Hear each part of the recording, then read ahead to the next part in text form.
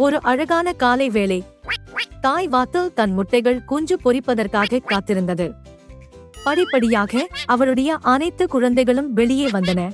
ஒன்றைத் தவிர அனைத்து வாத்து குஞ்சுகளும் மஞ்சள் நிறத்தில் இருந்தன. அது பெரியதாகவும் பழுப்பு நிறமாகவும் வித்தியாசமாகவும் இருந்தது. மற்ற வாத்து குஞ்சுகள் அதை பார்த்து சிரித்தன. நீ எங்களைப் போல இல்லை, நீ அசிங்கமாக இருக்கிறாய்.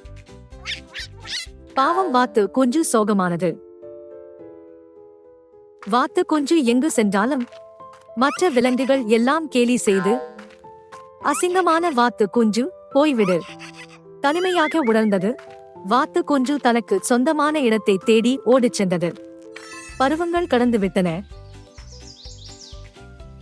ஒரு நாள் ஏரியில் அழகான வெள்ளை பறவைகள் வேடிக்கை பார்ப்பதை கண்டது.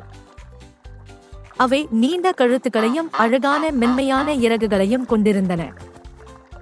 தண்ணீரில் தன் பிரதிபலிப்பை கண்டு வாத்து குஞ்சு அதிர்ச்சியடைந்தது. தான் ஒரு அசிங்கமான வாத்து இல்லையே. காலப்போக்கில் அதுவும் அவர்களைப் போலவே ஒரு அற்புதமான அன்னமாக வளர்ந்தது. மற்ற அன்னங்கள் வாத்து குஞ்சை வரவேற்றன. இறுதியாக அது தன் துணைவர்கள் இருக்கும் இடத்தை கண்டுபிடித்தது. ஒருவரை அவரது தோற்றத்தை வைத்து மதிப்பிடுவது சரியல்ல என்பதை புரிந்து கொண்டார்கள். உண்மையான அழகு பிரகாசிக்க நேரம் எடுக்கும்.